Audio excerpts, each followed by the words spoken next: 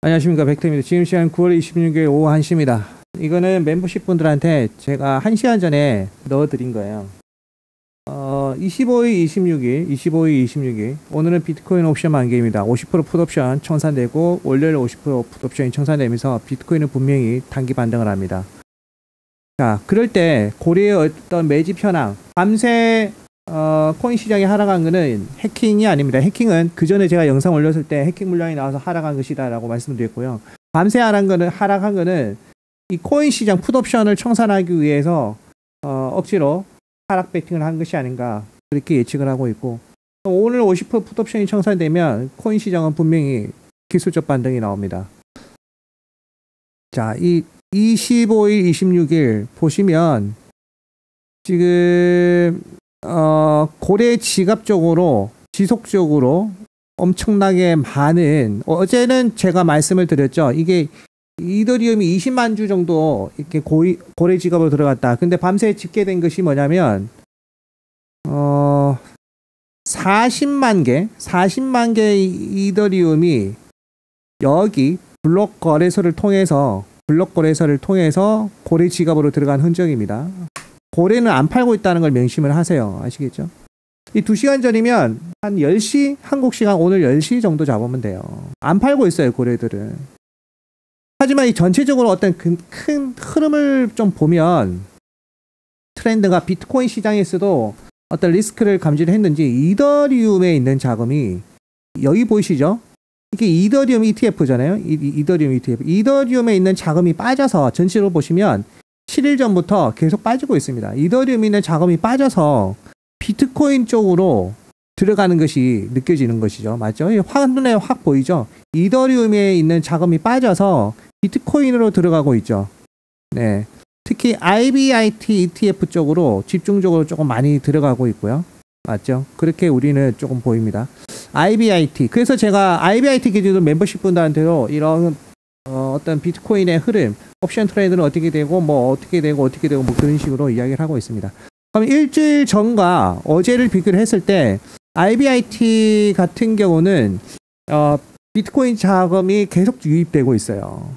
유입이 되고 있고, 나머지는 그렇게 크게 안 보입니다. 전체적으로 보면 이 비트코인 시장은 확실히 일주일 전에 비트코인 시장에 유입된 그 자금보다 1일인가 오늘 새벽에 들어온 그 유동성 자금이 압도적으로 많습니다. 맞죠? 하루에. 그래서 이 비트코인 시장이 반등을 한다라고 우리 예측이 가능하고요. 차트적으로 보시면 여기 RSI 30을 찍었습니다.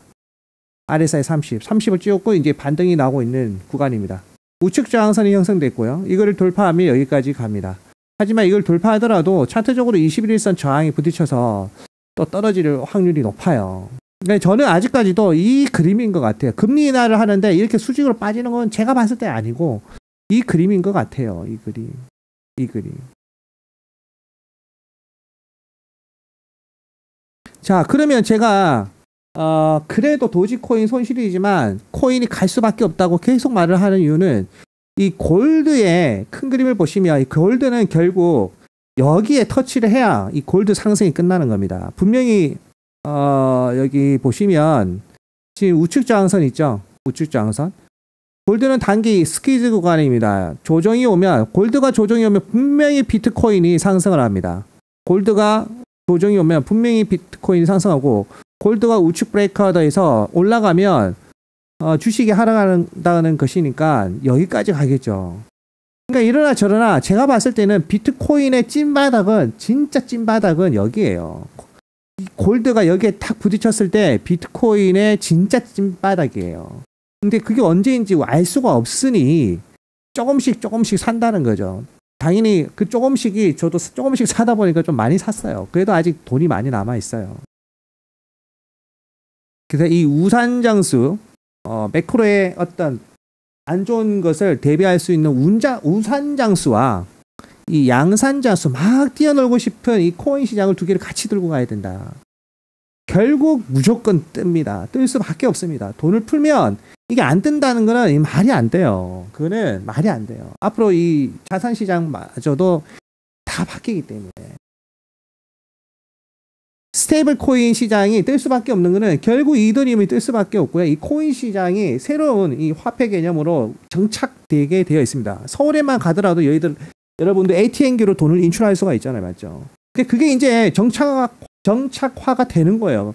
그런 문명이 올 수밖에 없는 거예요. 그래서 이 두 개 자산은 꼭 같이 들고 가야 된다. 우산장수와 양산장수를, 그러니까 이 골드는 첫째 아들, 묵직한 첫째 아들, 이더리움이나 뭐 이런 쪽 코인 시장은 뭐 둘째 아들이나 아니면 도지코인은 막내 아들, 막 촐랑촐랑 다니면서 막 까보는 그런 막내 아들. 근데 막내 아들이 실적이 좀 안 좋네요. 하지만 결국 뜨게 돼 있다. 난 그렇게 생각합니다. 그래서 일정 수준이 되면 또 모으고 그렇게 해서 장기 홀딩. 자, 이거 좀 제가 알려드리려고 한 거예요. 제가 어제 멤버십 분들한테 이 달러 분석을 해서 경제 지표가 어제 좋게 나올 거 알고 있었어요. 골드만삭스 자료를 보고. 그래서 이 달러가 이렇게 올라갈 거다라고 말씀드렸어요. 자, 여러분들 이 달러가 상승하면 이 달러가 브레이크아웃 했잖아요, 지금. 그럼 여기서 떨어질 수도 있겠지만 어쨌든 이 모멘텀 자체가 이제 이렇게 올라간단 말이에요, 달러가. 이 달러 이 파동이 이거예요, 여러분. 2010년부터 올라오는 파동, 15년 파동이에요, 15년 파동. 이거 만약에 브레이크아웃해서 탁 떨어지죠? 가면 신흥국 주식 수직으로 폭등하는 거예요. 하지만 아직까지 안 그렇잖아요, 맞죠? 아직까지 이 엄청난 파동이 유지가 되어 있습니다. 엄청난 파동이 맞죠? 자, 이 파동이 유지된다는 전제 조건 하에 우리가 사고를 하면 이게 지금 달러가 우측 브레이크아웃 했기 때문에 그럼 여기 공간으로 간다는 것이고요. 큰 그림을 봤을 때 여기 공간으로 간다는 것은 달러가 상승하면 빅테크가 상승하고 어떤 통계치를 봤을 때 이 달러가 상승하면 금이 하락합니다. 이 골드가. 우산장수 첫째 아들이 하락해요. 모멘텀을 잃어요. 그러면 이 달러가 하락한다는 것은 코인 시장이 상승한다고 우리는 역으로 산출이 가능하고, 그럼 이 달러가 반대로 골드가 하락하면 달러가 상승하고, 달러가 상승하면 빅테크가 상승합니다. 빅테크가 상승하고, 그 다음에 이 달러가 상승하면 코인 시장이 상승하는 거예요. 자, 그러면 왜 이 코인 시장이 상승할 수밖에 없냐? 지금 이 달러가 상승하면 결국 이 바이낸스 시장을 이해를 해야 되는데, 미국에 있는 달러가 해외로 뿌려지면서 지금 신흥국 주식, 대표적으로 한국 주식 오르고 막 중국 주식 오르고 막 그런단 말이에요. 근데 달러가 상승하면 해외에 있는 글로벌 한머니가 미국으로 다 썰려 들어옵니다. 미국으로 들어오기 위해서 중간 유통 과정을 거쳐야 되겠죠. 스테이블 코인도 있을 거고, 그 스테이블 코인은 이더리움을 통해서 돌아갈 것이고, 그럼 이더리움이나 비트코인이 올라간다는 거는 도지코인도 같이 올라간다는 거예요. 그래서 이 달러의 어떤 모멘텀이 정말 중요합니다. 코인 시장은. 그러면서 인플레이션이 제어가 되어야 되죠. 네. 자, 지금 방금 이렇게 해서 제가 오늘 9월 26일 오후 1시 이렇게 25, 26일 고래들 매집 현황을 제가 블록딜 거래 어떻게 되어가는 건지 직접 증거 자료를 여러분들한테 보여드렸습니다. 맞죠? 저는 뭐 근거 자료 없이 떠드는 사람이 아닙니다. 하지만 이 코인 시장은 무조건 뜰 수밖에 없습니다. 긴 호흡을 가지고 가세요. 긴 호흡을. 포트폴리오를 최대한 분산을 해야 됩니다. 최대한 분산을 하고, 아마 최근에 여러분들이 좋아하는 그런 것들이 있죠. 근거 없이 오른 거 있죠. 여러분들이 딱 생각했을 때 한국 개미들이 좋아하는 주식 있죠. 근거 없이 오른 거. 테슬라 말고 근거 없이 오른 거. 실적이 안 받쳐주는데 그냥 분위기 따라 오른 거. 그런 거는 박살난다고 생각하시면 돼요. 그런 거는 쇼 잡아도 돼요. 다음에 저는 그거 쇼 잡으려고 해요. 근데 쇼 성공하면 내가 말을 할게요. 쇼 성공하면 말을 할게요. 저는 SXL을 가지고 있어요. 근데 반도체는 함부로 숏을 치면 안 돼. 반도체는 함부로 숏을 치면 안 돼. 이 엔비디아 모멘텀이 살아있어요. 그래서 반도체는 함부로 숏을 치면 안 돼. 숏을 치려면 이 빅테크가 없는 섹터를 찾아보세요. 찾아보시고 그 녀석을 숏을 쳐야 됩니다. 아시겠죠? 반도체는 함부로 숏을 치면 안 돼요. 아시겠죠? 엔비디아가 버티고 있으니까.